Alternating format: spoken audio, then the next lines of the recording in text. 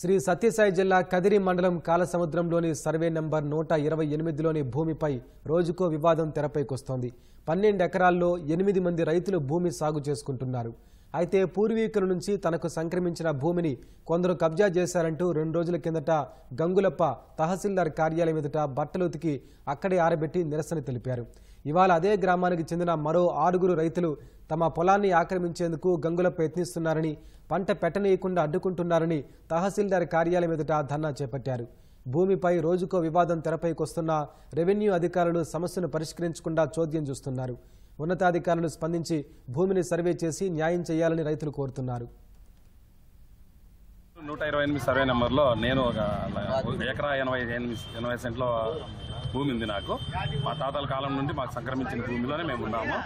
12 ఎకరాల్లో అతనికి గంగులప్ప అనే అతనికి 70 సెంట్లు ఉంది. అది చూపించినా కూడా ఎన్నిసార్లు అయినా ఆయన మాకు ఏదో ఉంది, మాది పోయింది అని ఇబ్బంది పెడతా అందరినీ నానా యాగి చేస్తూ తిడుతూ ట్రాక్టర్లను అడ్డగించడము, పంట వేయనీయకుండా అడ్డపెట్టడము, రకరకాలుగా ఇబ్బంది గురి చేస్తూ అతని ఆస్తి ఏదో మేమేదో కాజేసినట్టుగా 12 ఎకరాలు బంజరు పెట్టాలని, కోర్టుకు వేస్తా అని, మీ కథ చూస్తానడము, రకరకాలుగా ఏదో ఆయన బుద్ధి పుట్టినట్టు మాట్లాడేది.